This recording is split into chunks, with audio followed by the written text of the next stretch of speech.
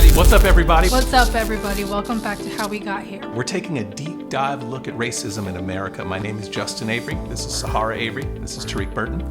Our goal in this series is to help others identify how racism functions in our society. We believe that if you can see it for yourself, you'll be a better advocate against it. Today's episode is called Politics, Christianity, and Racism. We're going to examine the critical role Christianity has played in the racial development of America. Hey, man, it's not been pretty. As a matter of fact, it's been disastrous. But it is our history, and it isn't widely taught in schools what we're going to be discussing today, but it'll explain a lot about who we are as a people. So it's important. And it all begins with understanding the incorrect use of two terms.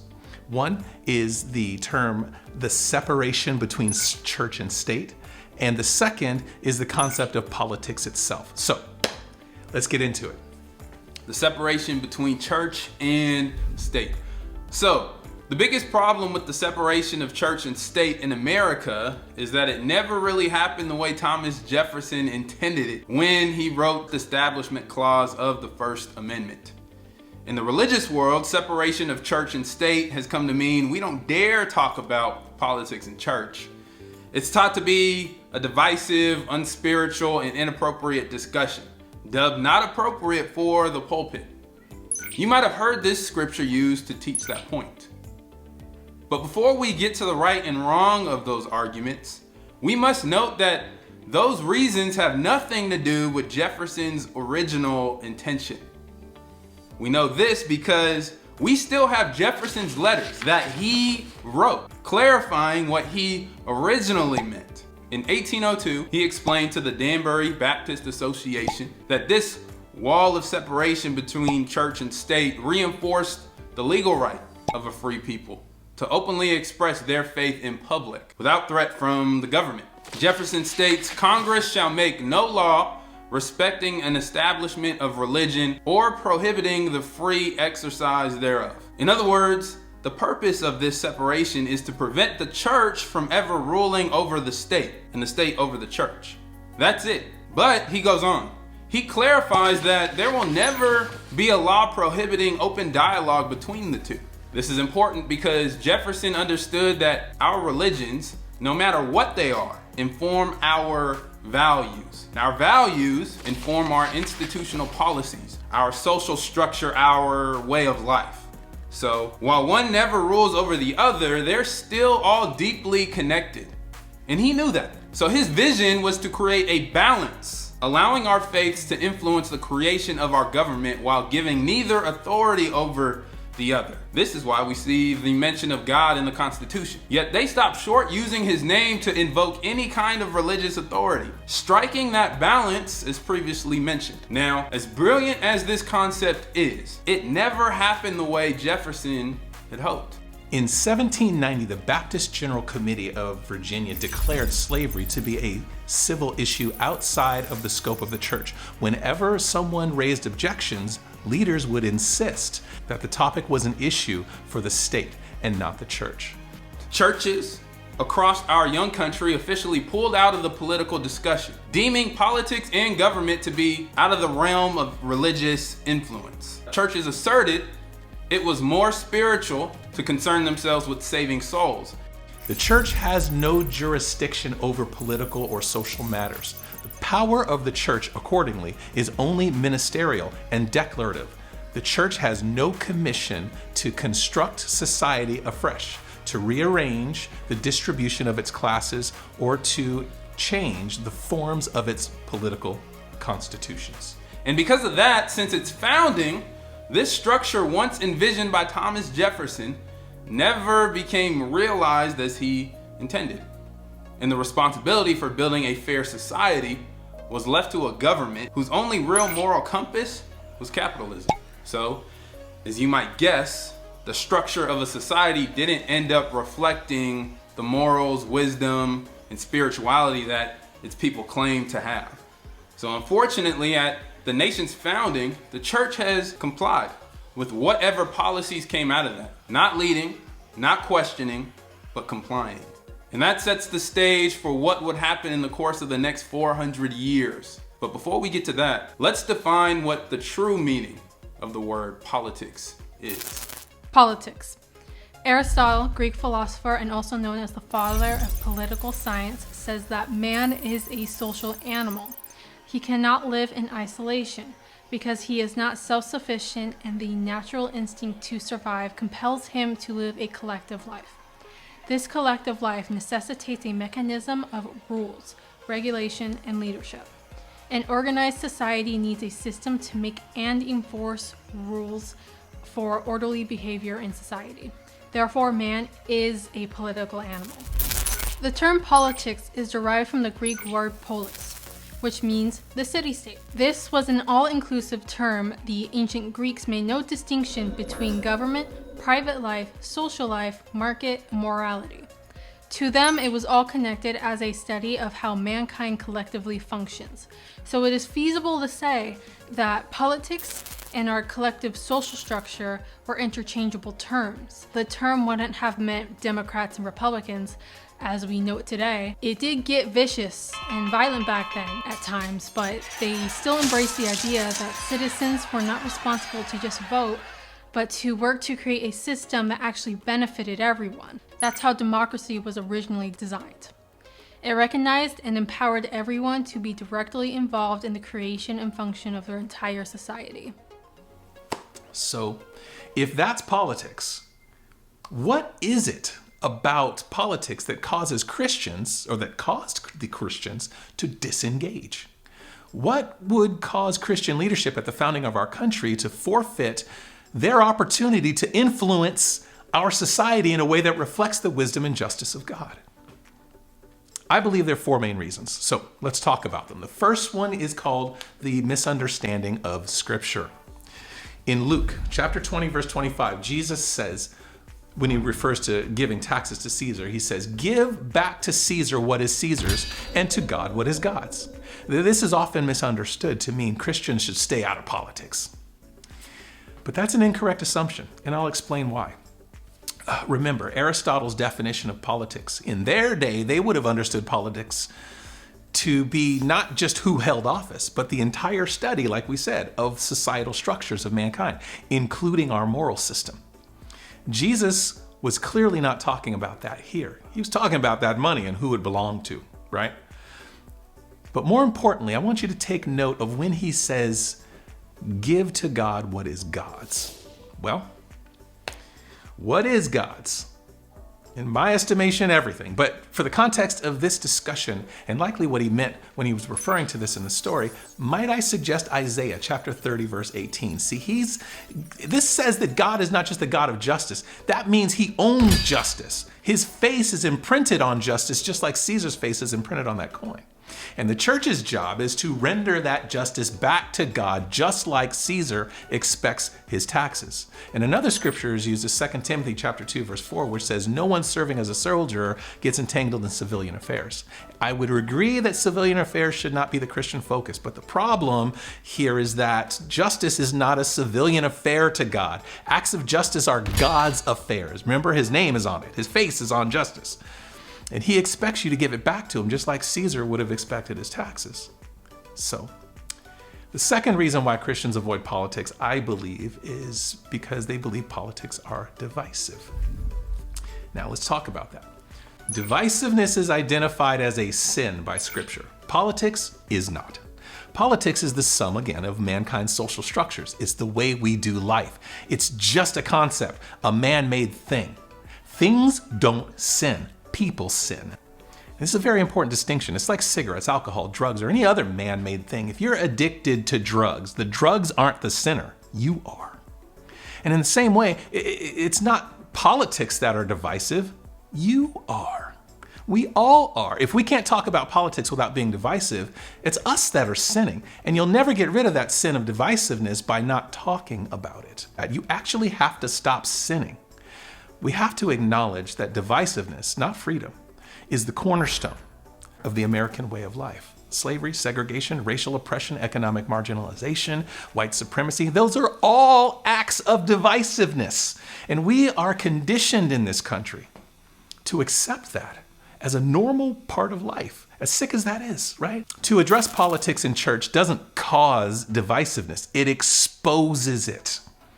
It reveals how divisive we have been living the entire time. Guys, in 2021, this year, people still refuse to openly discuss these difficult issues in the one place of all places that has the best chance of finding a solution, in church.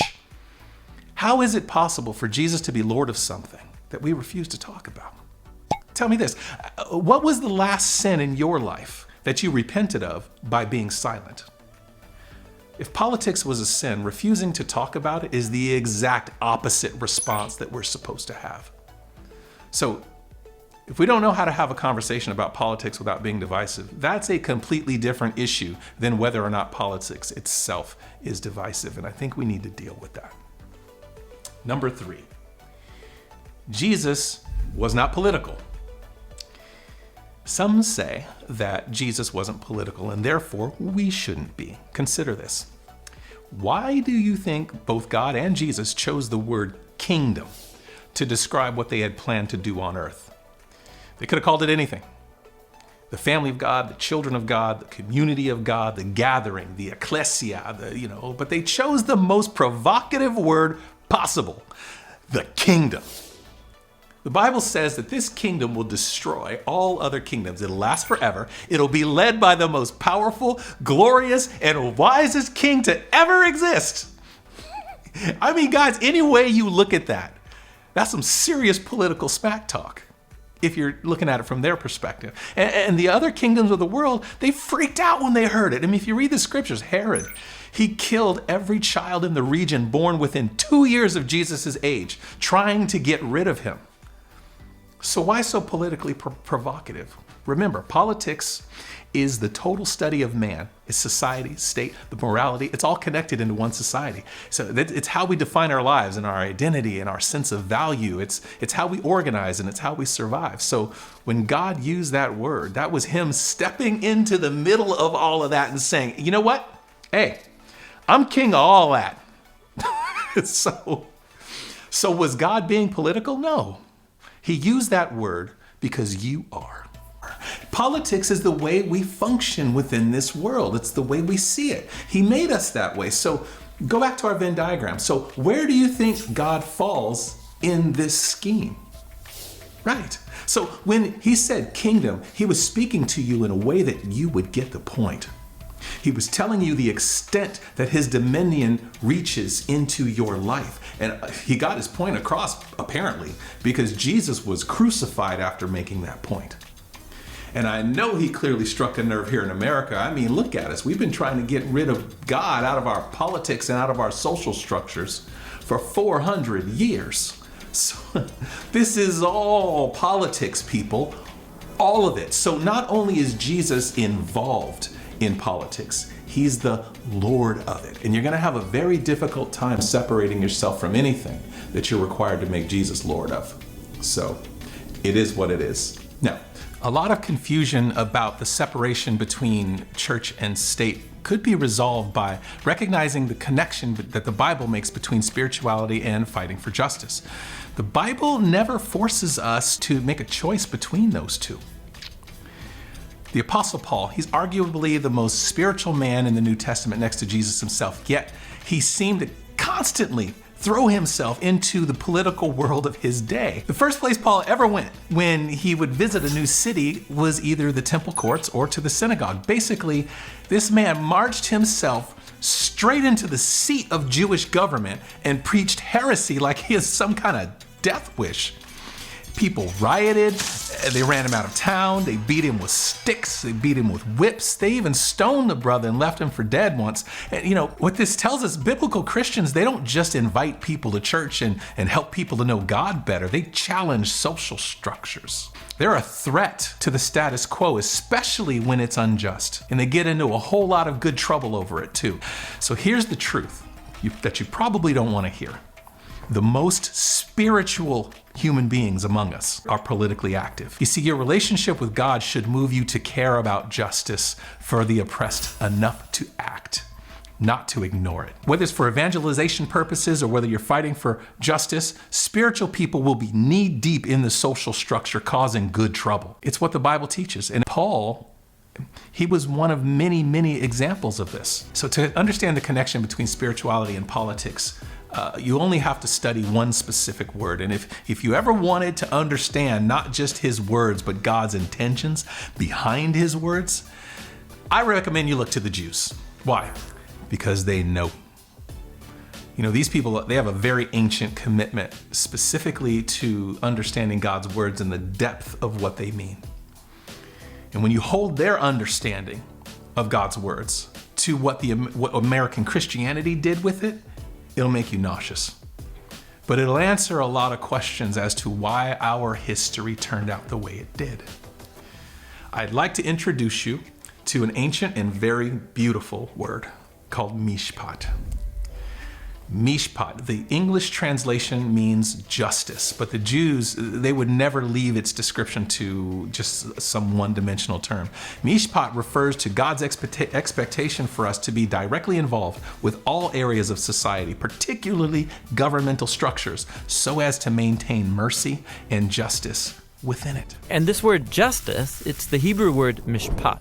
It means going a step further, actually seeking out vulnerable people who are being taken advantage of and helping them. It means taking steps to advocate for the vulnerable and changing social structures to prevent injustice. Yeah, and you find this idea all over the Bible.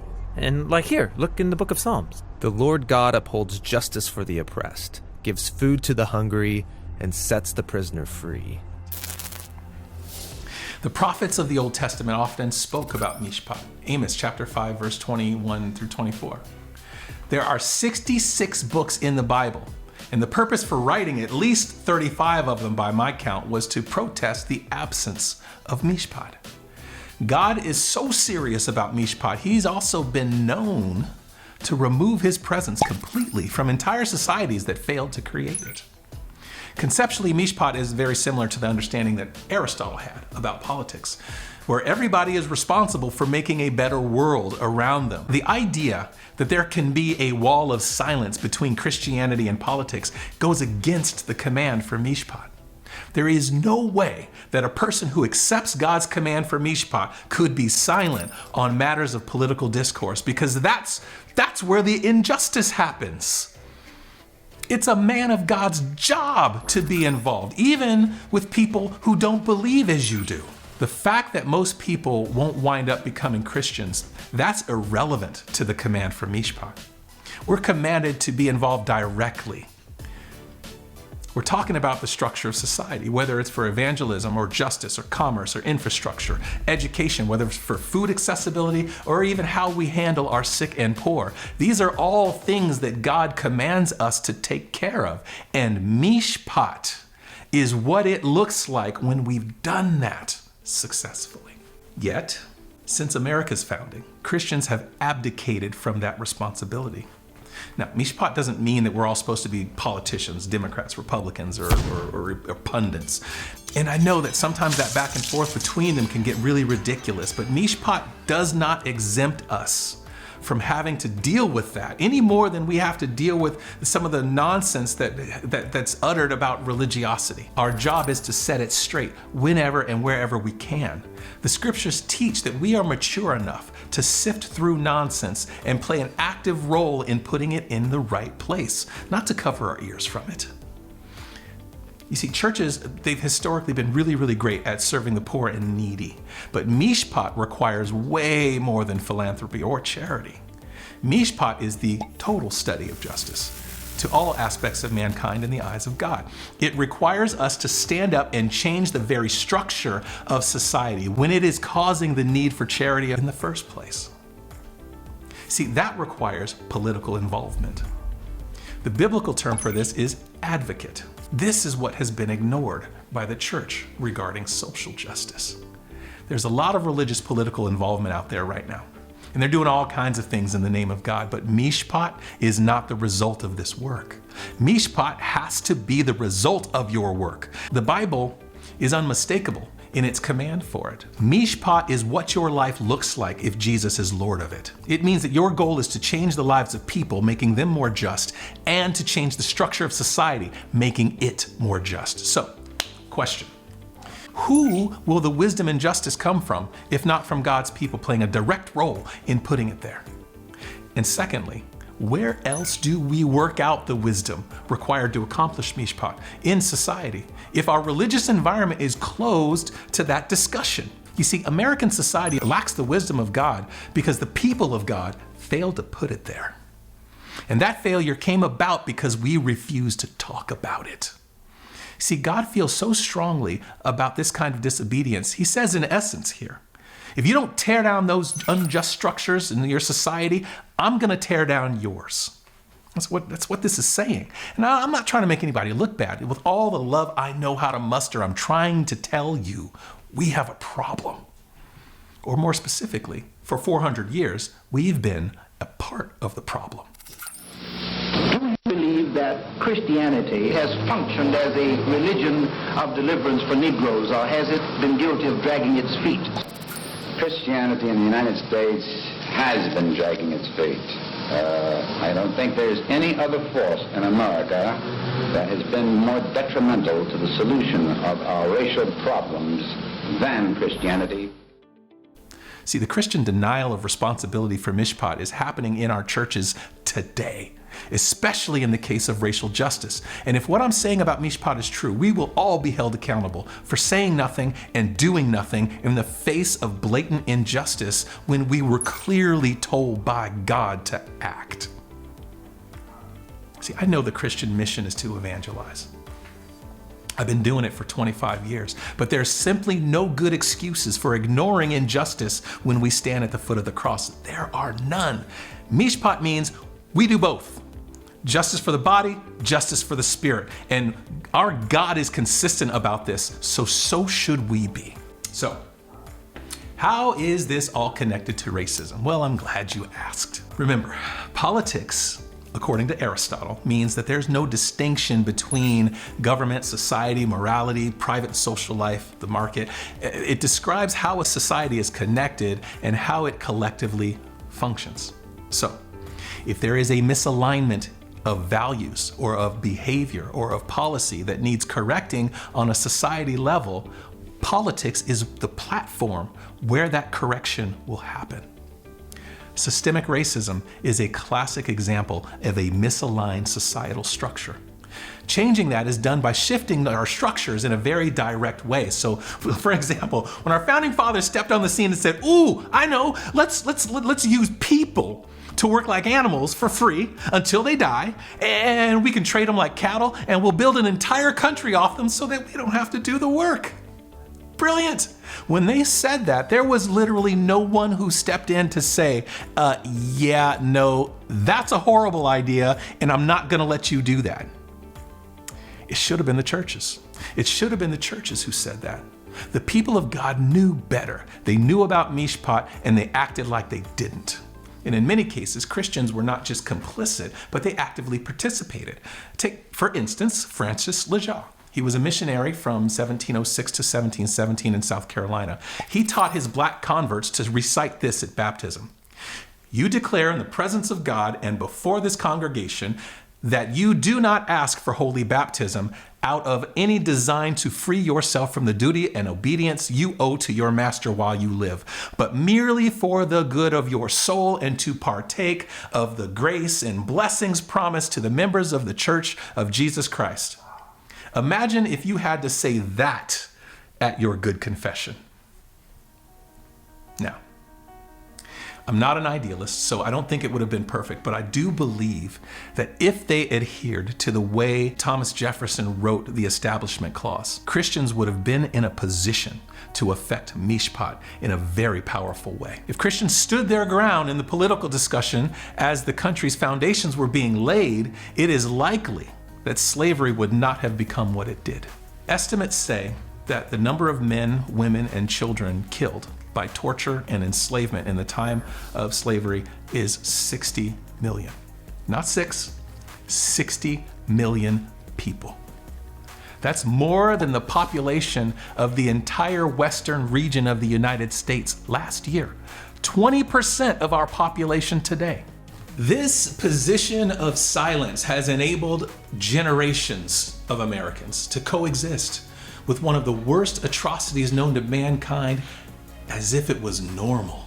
And in 2021, the same complicit and neglectful perspective, saying that it's better to be silent in church about things like this, is still being used in most churches today. Now let's take a second here to work through this perspective, because it's a real point of contention and it shouldn't be. Some say that the spiritual response to political matters is to focus instead on your own personal relationship with God and baptizing people and getting them to heaven. And it sounds like it's taking the spiritual high road, but it's the exact opposite. I mean, try to convince yourself that you're being outwardly focused while doing that.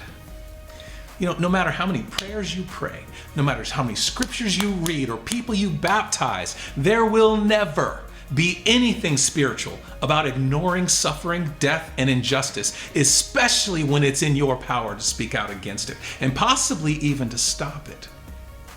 The religion that loves so much that it sacrifices to save souls is the same one that will sacrifice to save a physical life. And a religion that will do one while ignore the other, frankly, is broken. How many parents concern themselves with spiritual needs of their children when they're in pain, when they're hungry, when they're sick? Imagine you told your mom your stomach hurt and she just told you to pray and get baptized.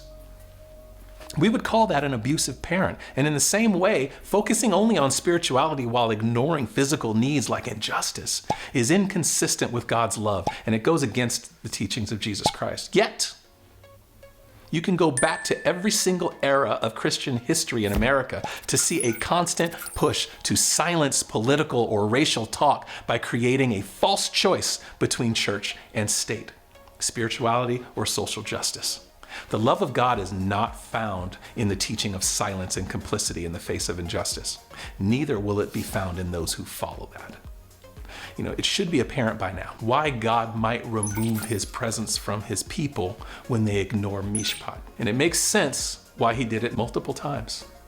Why would the God of justice remain with those who neither reflect his justice or pursue it? What we really need to do is stop caring whether somebody thinks we're being political or not and just do what we know is right. And from time to time, we do see religious individuals speak out. Martin Luther King, for example. We all know who he is. He actually went against the majority of Christian groups in the United States to fight for justice.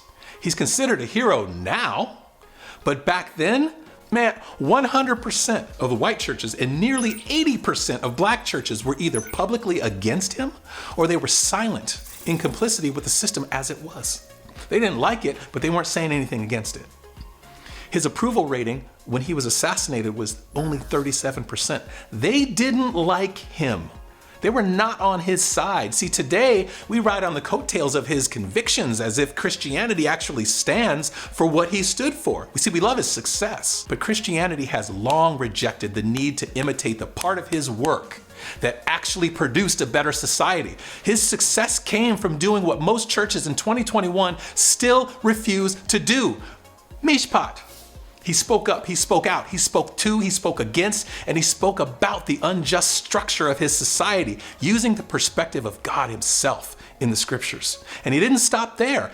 Then he did the legal advocacy footwork required to make justice a legal reality. And then, when Lyndon B. Johnson signed the Civil Rights Act of 1964 into law, Martin Luther King was right there standing behind him, seeing to it that the job was done.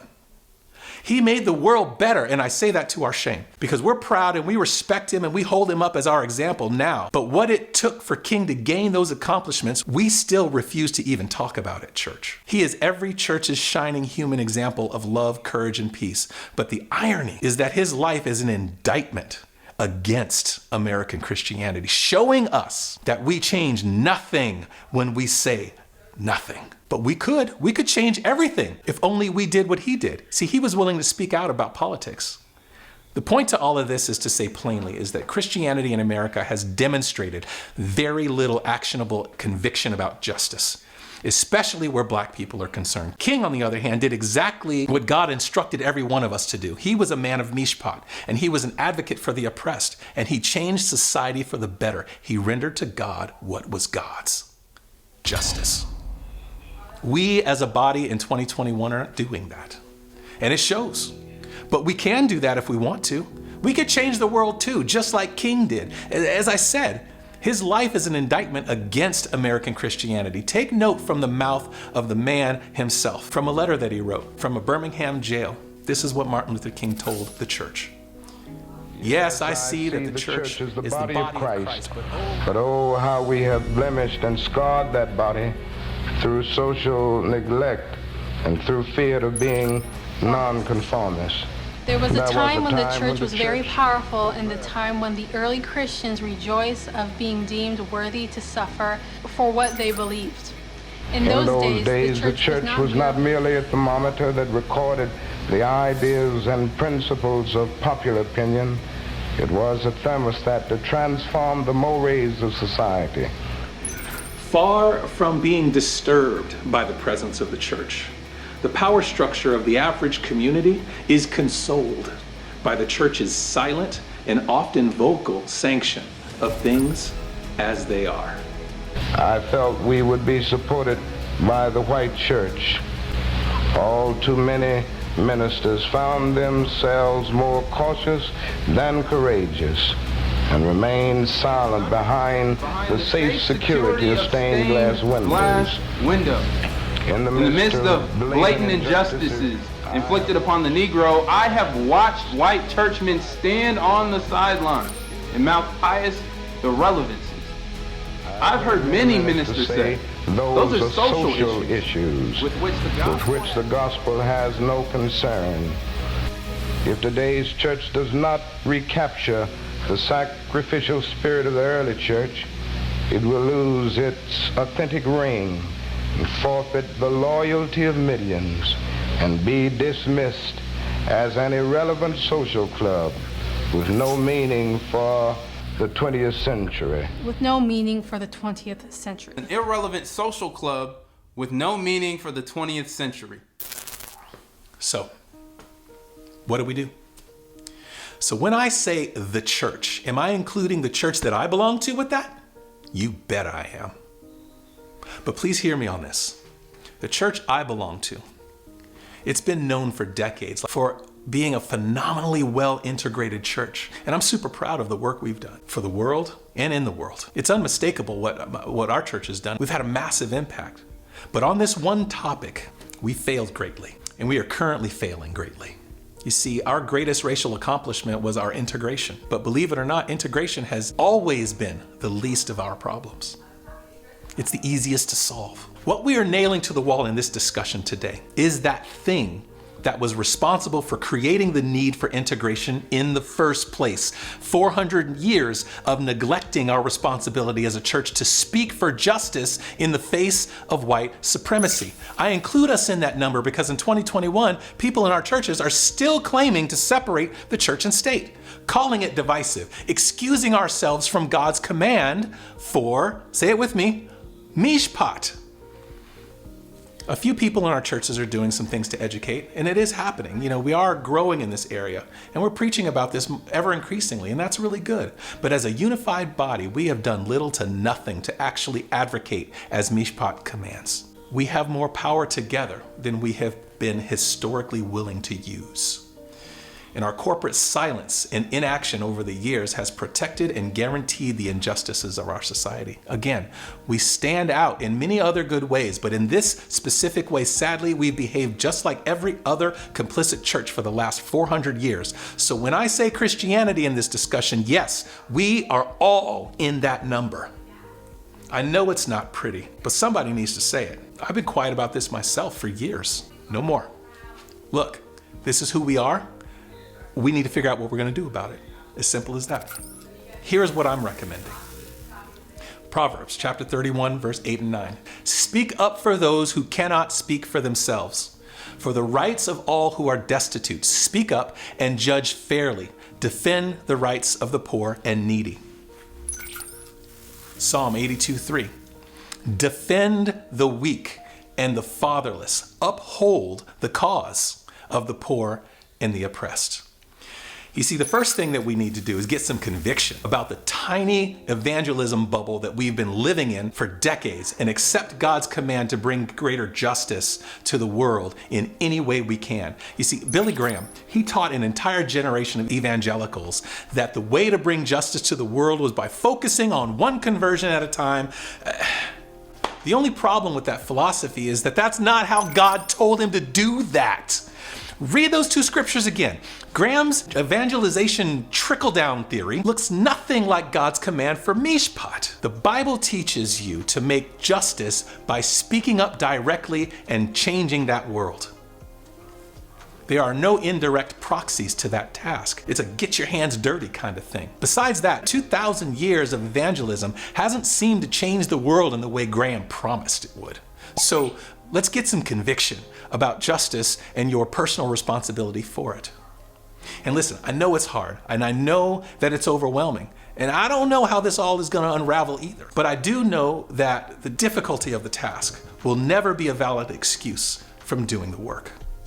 We got to just figure that out. And secondly, politics, mishpat, and racism. Those three things, they all share something very important conceptually.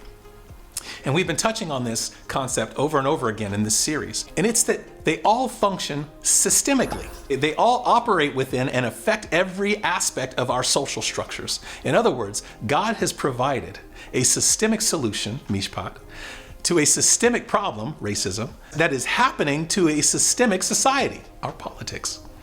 It's all connected. And we've come to understand this concept to mean charity or other philanthropic activity. There's definitely a place for that, but that's not mishpat.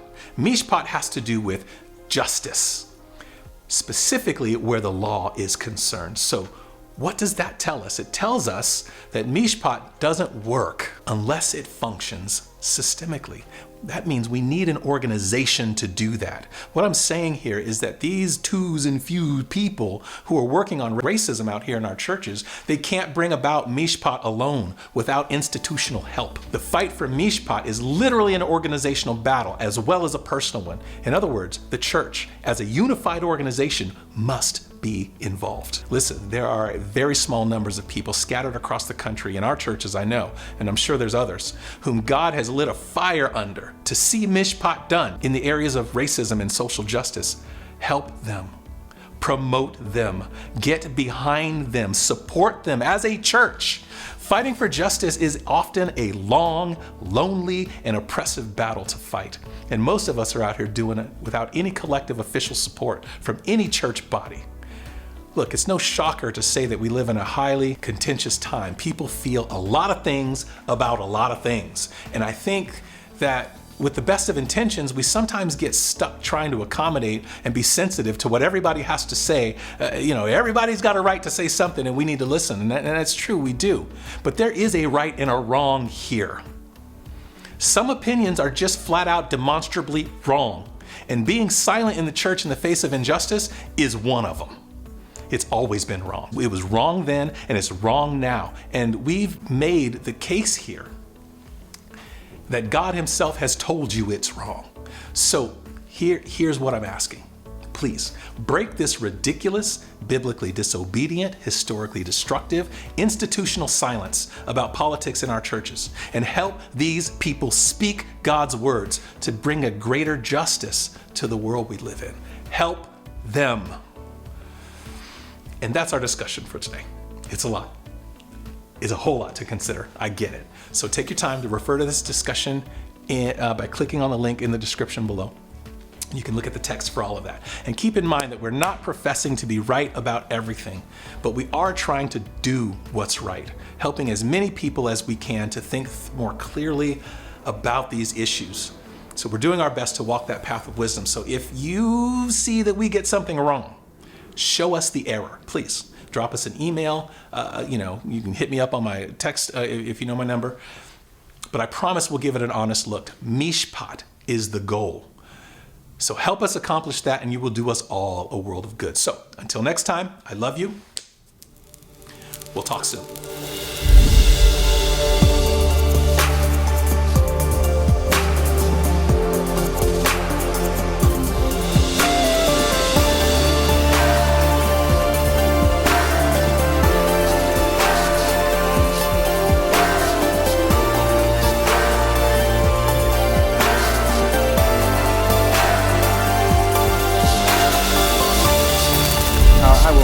say that progress is being made.